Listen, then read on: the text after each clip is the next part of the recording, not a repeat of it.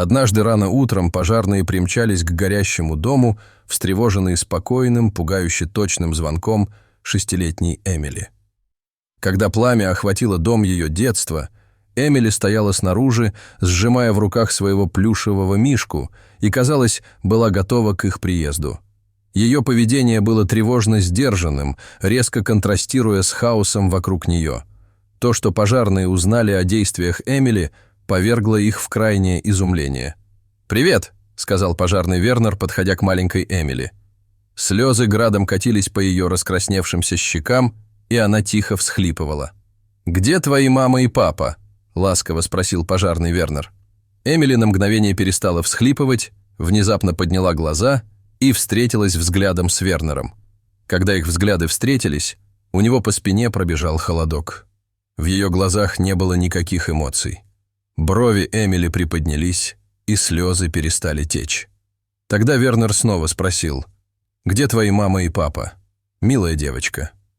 Эмили холодно ответила, что они ушли. Улыбка Вернера мгновенно исчезла. Она действительно только что это сказала. Он не знал, как реагировать, поэтому просто смущенно усмехнулся и передал ее полицейскому. «Найдите ее родителей», — настойчиво сказал он офицеру. Пожарный Вернер снова сосредоточил свое внимание на горящем доме. Он побежал к нему, зовя всех, кто мог еще находиться внутри. «Попробуй закричать, если ты там», — сказал он, пытаясь войти в дом. Но пламя было слишком сильным, чтобы можно было безопасно войти внутрь. Он мог только надеяться, что Эмили была дома одна. Но почему она подожгла дом? И где ее родители? Рано утром в понедельник по зданию разнесся сигнал пожарной тревоги.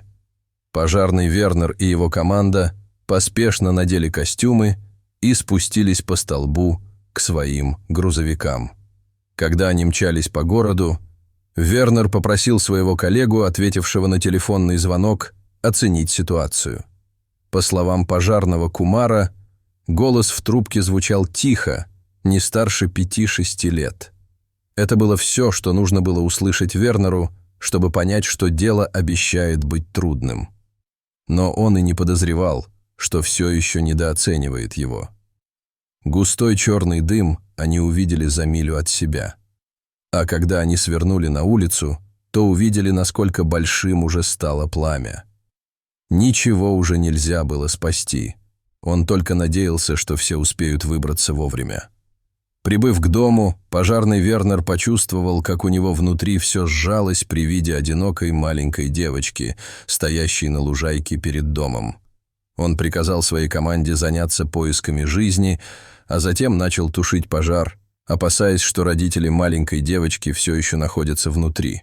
Вернер быстро подбежал к девочке и спросил, не знает ли она, где ее родители. Но ее ответ не мог быть более леденящим душу. «Ушли», — просто сказала она, внезапно перестав плакать.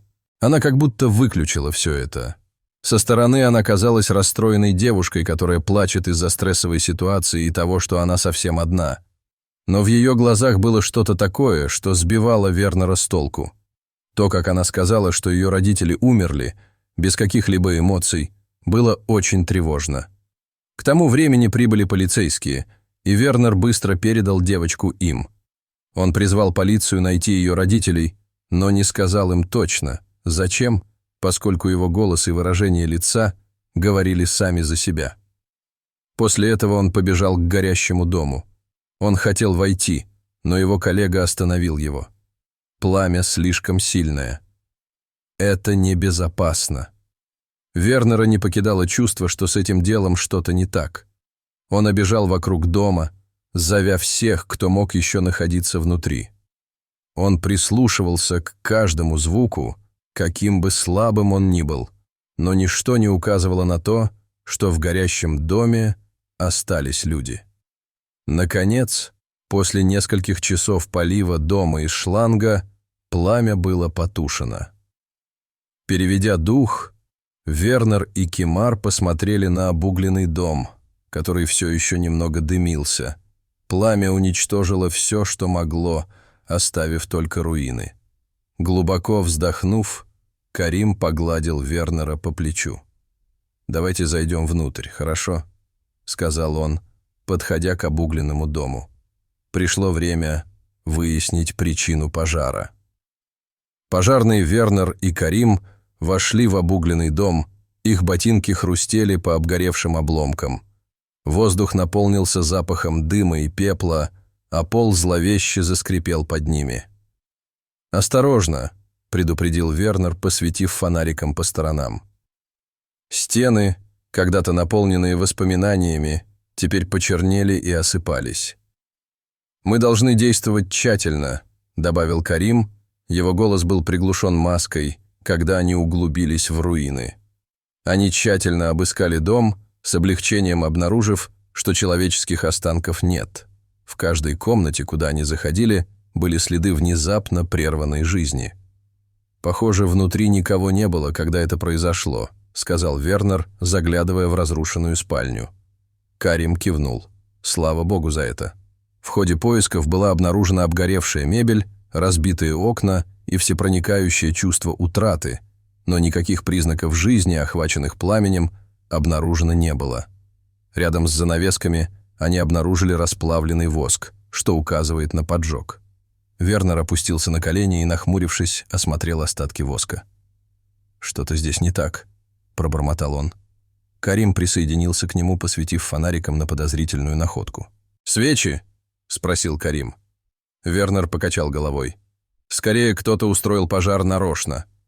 Это откровение тяжело повисло в задымленном воздухе, придавая трагедии новый оттенок таинственности. Вернер и Карим обсудили необычную находку, подозревая, что пожар был устроен намеренно. Кто мог это сделать? Карим задумался вслух, качая головой. «И почему в этом мог быть замешан ребенок?» — добавил Вернер, лихорадочно соображая. Они оба стояли в обугленных руинах гостиной, собирая воедино тревожные улики. «Нам нужно передать эту информацию властям», — заключил Вернер, осознавая важность своего открытия. Они задокументировали место происшествия и приготовились сообщить о своих находках властям. Вернер сфотографировал расплавленный воск и другие подозрительные участки, в то время как Карим делал подробные записи. «Это важнейшее доказательство», — сказал Карим, водя ручкой по блокноту. Вернер кивнул. «Мы должны убедиться, что все учтено». Собрав всю документацию, они поняли, что пришло время сделать следующий шаг. Вернер позвонил в полицию с места происшествия и сообщил об уликах поджога. «Мы нашли расплавленный воск, что говорит о том, что пожар был устроен намеренно», — ровным голосом объяснил он. Офицер Дэниелс на другом конце провода внимательно слушал. «Хорошо, мы отправим команду для дальнейшего расследования. Что-нибудь еще?» Вернер поколебался, потом решил упомянуть Эмили. «Это еще не все». «Что-то о маленькой девочке». Он замолчал, не зная, как объяснить ее странное самообладание. Он сообщил полиции о странном поведении Эмили и подозрениях в ее причастности. «Она была странно спокойна, как будто ждала нас», — сказал Вернер, нахмурив брови. «Она сказала, что ее родители ушли без каких-либо эмоций. Это было странно». Офицер Дэниел сделал заметки. Выражение его лица становилось все более серьезным. «Это, конечно, необычно. Нам нужно будет поговорить с ней еще раз», — ответил он, обдумывая выводы из наблюдений Вернера. Полицейские, которые уже были с Эмили, приняли к сведению замечания Вернера. «Эмили, не могли бы вы рассказать нам подробнее о том, что произошло?» — мягко спросил офицер Дэниелс. Эмили смотрела на него широко раскрытыми, немигающими глазами. «Я позвонила, потому что пожар был сильный», — просто сказала она. Другой офицер, делавший пометки, поднял глаза на Дэниелса. «Вернер прав. Что-то здесь не сходится», — прошептал он. Дэниелс кивнул, обдумывая следующие шаги. Офицер Дэниелс, который сейчас ведет это дело, подтвердил новую информацию. «Нам нужно копнуть глубже», — сказал он своей команде. «Так что наведите справки о семье и посмотрите, нет ли в ее прошлом чего-нибудь, что могло бы это объяснить». Офицеры разошлись, каждый со своим заданием. Дэниелс остался, внимательно наблюдая за Эмили. «Она – ключ ко всему этому», пробормотал он, полный решимости раскрыть правду о пожаре. Полиция начала переключать свое внимание на расследование роли Эмили в пожаре. «Нам нужно выяснить, что ей известно», – проинструктировал Дэниелс. «Опросите ее учителей, соседей, всех, кто мог заметить что-то необычное». Команда кивнула, понимая серьезность ситуации. Вернувшись в участок, они приготовились к дальнейшему допросу Эмили. Кусочки головоломки начали складываться воедино, но оставалось еще много вопросов. В участке офицер Дэниелс предложил Эмили стакан воды, чтобы ей было удобнее. «Держи, Эмили», – мягко сказал он, ставя перед ней чашку. Эмили молча взяла его, обхватив своими маленькими ручками. Дэниелс наблюдал за ней, пытаясь понять выражение ее лица, но оно оставалось непроницаемым. Он сел напротив нее, готовясь задать несколько деликатных вопросов. Он мягко расспросил ее о прошедшем вечере, используя спокойный тон. «Вы можете рассказать мне, что произошло прошлой ночью?» – спросил Дэниелс, стараясь, чтобы его голос звучал ровно и доброжелательно. Эмили отпила воды, затем поставила чашку обратно на стол. Она сказала, что произошел пожар. Дэниелс кивнул, призывая ее продолжать. «Ты помнишь, как все началось?» – спросил он, надеясь узнать больше подробностей от маленькой девочки. Бесстрастное поведение Эмили и расплывчатые ответы расстроили Дэниелса. «Это просто произошло», – сказала она. Ее голос был лишен всякой интонации. Дэниелс слегка наклонился вперед, пытаясь наладить с ней контакт. «Твои родители были дома, когда это началось?» – он спросил. Эмили пожала плечами, ее глаза смотрели мимо него. «Они исчезли», – повторила она. Дэниелс почувствовал прилив раздражения, но продолжал говорить спокойным голосом, не желая ее спугнуть. Несмотря на все его усилия, Эмили не предоставила никакой полезной информации об инциденте. «Вы знаете, кто мог устроить пожар?» Дэниелс спросил, надеясь на прорыв. Эмили покачала головой, ее лицо по-прежнему ничего не выражало. «Нет», – просто ответила она. Дэниелс вздохнул про себя, понимая, что ничего не добьется. Казалось, каждый вопрос заводил в тупик, а Эмили оставалась такой же непроницаемой, как и всегда. Дэниелс заметил необычное поведение Эмили, что усилило его беспокойство. Он записал свои наблюдения, отсутствие эмоций, расплывчатые ответы и тревожащее спокойствие. «Что-то не так», – подумал он, пристально наблюдая за ней. «Эмили, ты можешь рассказать мне что-нибудь еще о прошлой ночи?» – спросил он в последний раз. Эмили снова покачала головой, молча и непроницаемо. Дэниелс знал, что ему нужно копнуть глубже, чтобы докопаться до истины. Расстроенный офицер Дэниелс усилил расспросы, добиваясь от Эмили более четких ответов. «Эмили, это очень важно. Мне нужно, чтобы ты хорошенько подумала и рассказала мне все, что помнишь», — сказал он более настойчивым тоном. Эмили медленно моргнула, но выражение ее лица не изменилось. «Я же сказала тебе, это просто случилось», — повторила она. Дэниелс наклонился к ней, его терпение было на исходе. «Кто-то устроил этот пожар, Эмили. Ты знаешь, кто». Ее молчание было оглушительным. Другой полицейский прервал его, позвонив Дэниелс на улицу и сообщив срочную информацию. «Дэниелс, нам нужно поговорить», — сказал офицер Рэй, просунув голову в комнату.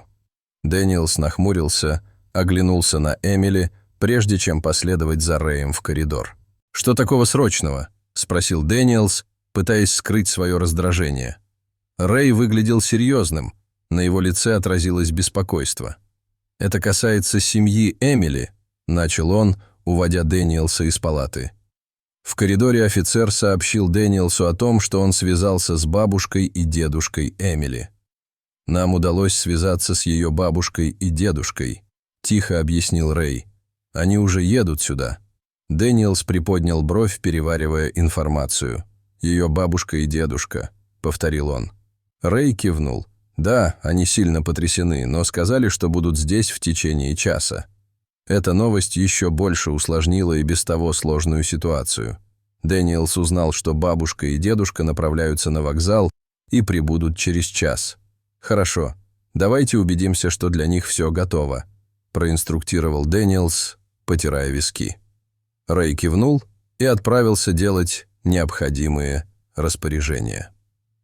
Дэниел на мгновение задержался в коридоре, обдумывая новые события.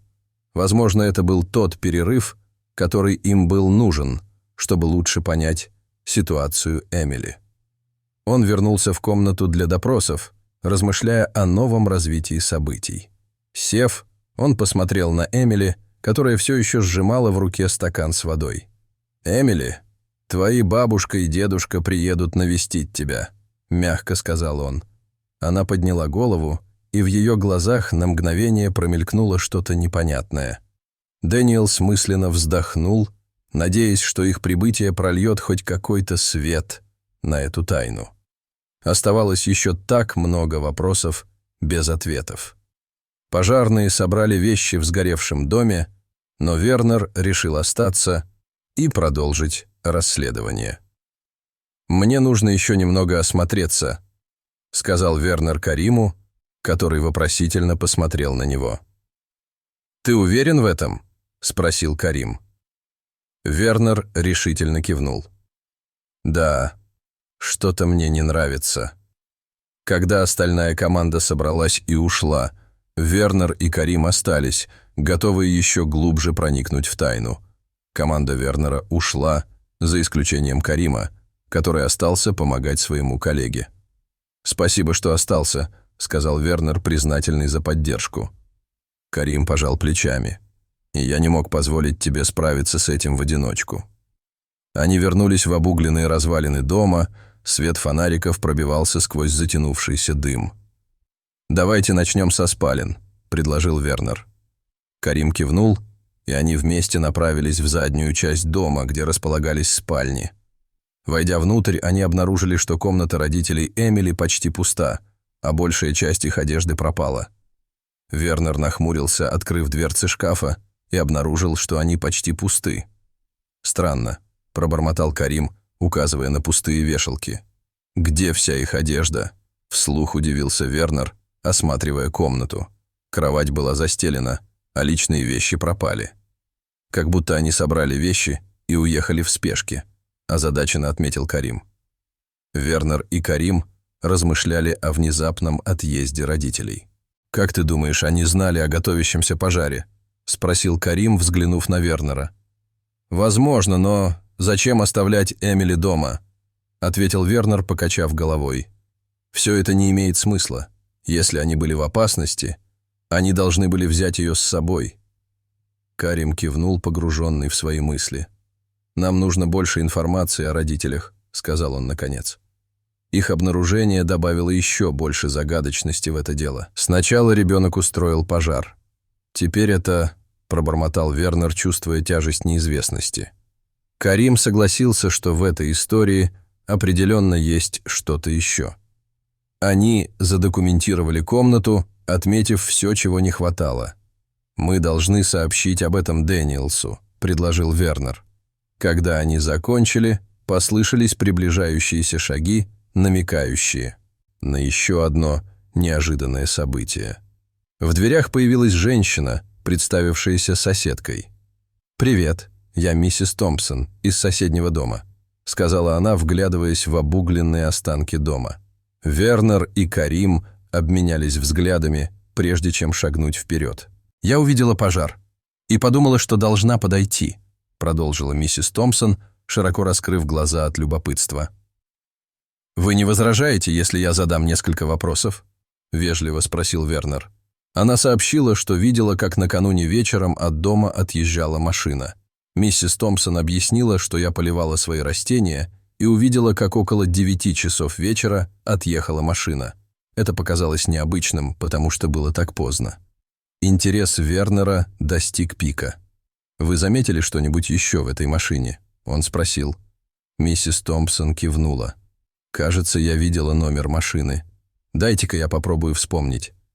Соседка упомянула, что родители Эмили показались ей странными. Они явно были не прочь посплетничать.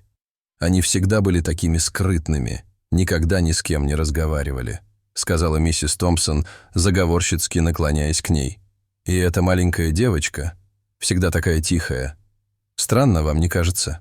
Карим переглянулся с Вернером, чувствуя, что женщине не терпится рассказать побольше подробностей. «Что-нибудь еще необычное?» – спросил Карим, надеясь получить более полезную информацию.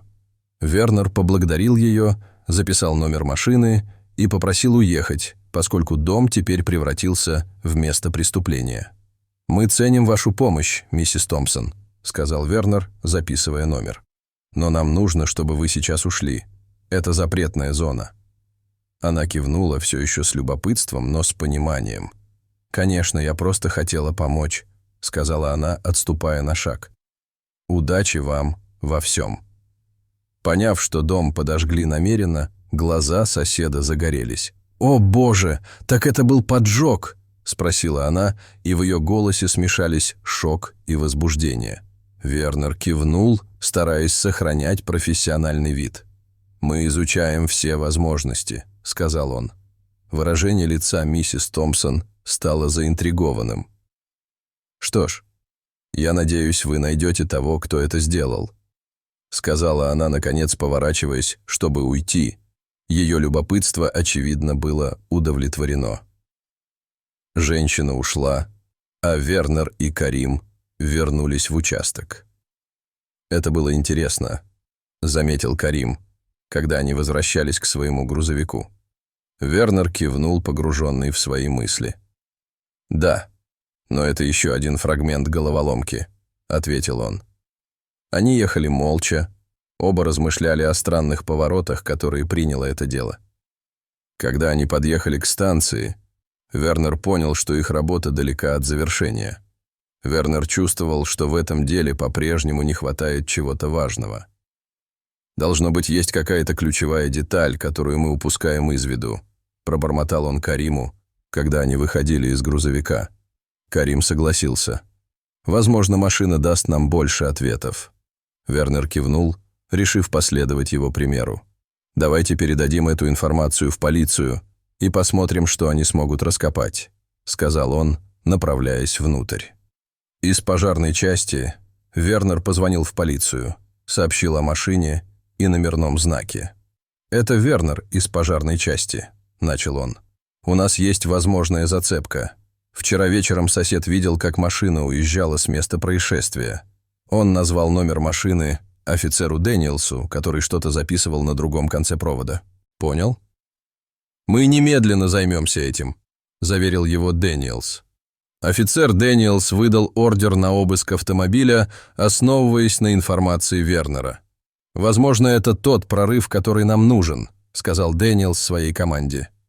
Они действовали быстро, собрали необходимые документы и мобилизовали полицейских, чтобы найти автомобиль. «Если этот автомобиль связан с делом, это могло бы многое объяснить», — подумал Дэниелс.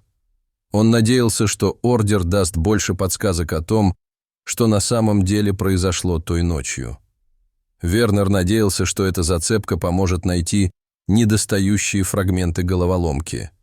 «Возможно, это подскажет нам, куда отправились родители Эмили», — сказал он Кариму, пока они ждали новостей. «Я надеюсь на это», — ответил Карим. «В этом деле слишком много вопросов без ответов». Они оба чувствовали, как на них давит тяжесть расследования. Пока они ждали, мысли Вернера вернулись к Эмили и ее загадочному поведению.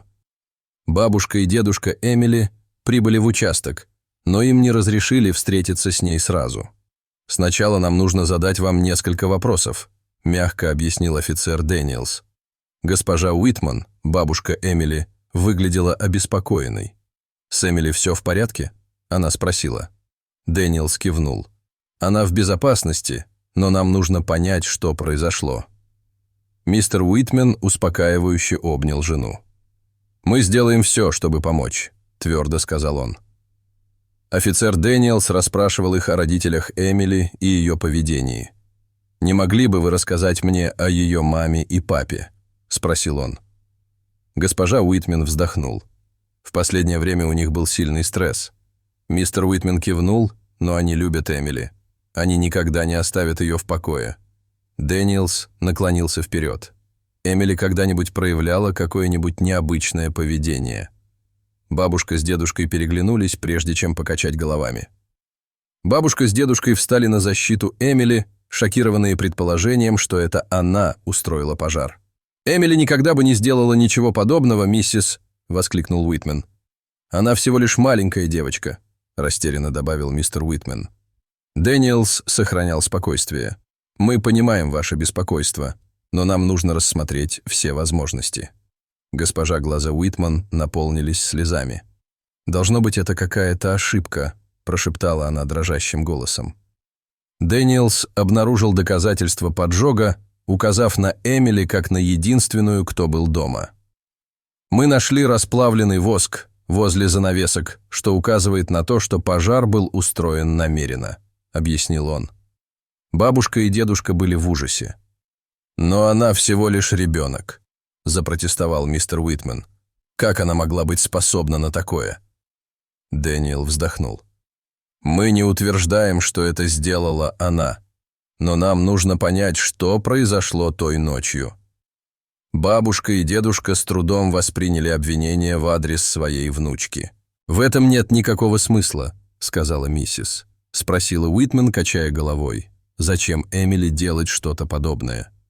Мистер Уитмен добавил, что этому должно быть другое объяснение. Дэниелс кивнул, понимая их недоверие. «Мы пытаемся докопаться до истины», — заверил он их. «Прямо сейчас нам нужно ваше сотрудничество, чтобы собрать все воедино». Бабушка и дедушка Эмили были ошеломлены тем, что она осталась одна. Как она могла остаться одна? «Госпожа», — спросила Уитман дрожащим голосом.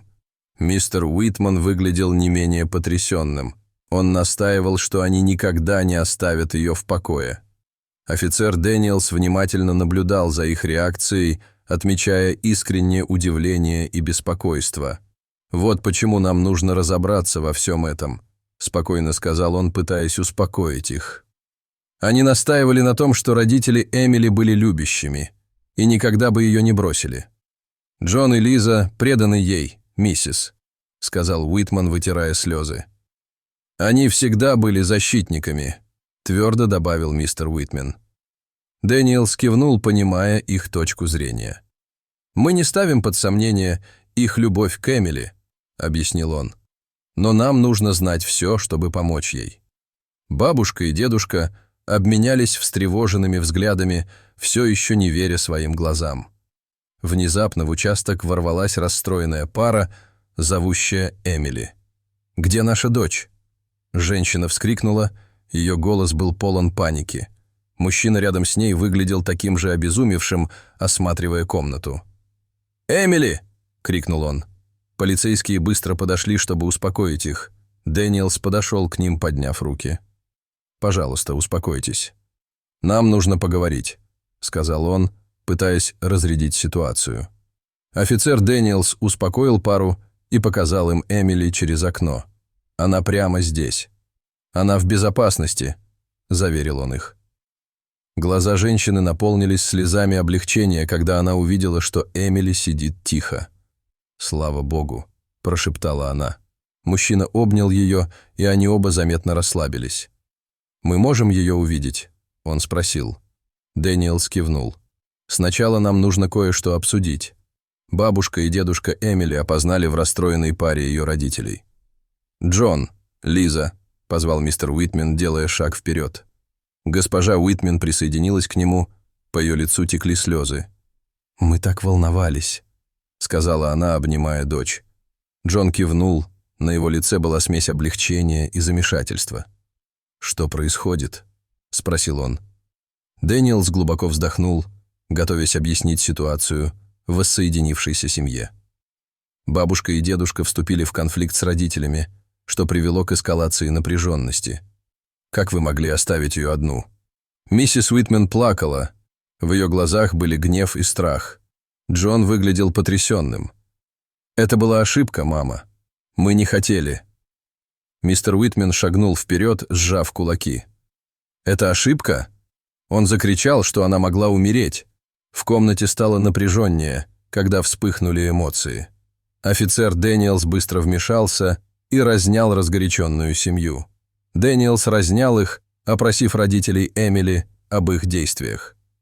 «Нам нужно точно понять, что произошло», — сказал Дэниелс, уводя Джона и Лизу в более тихую комнату.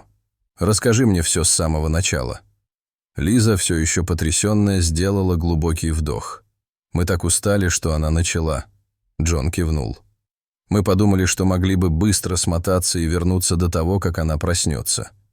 Дэниелс внимательно слушал.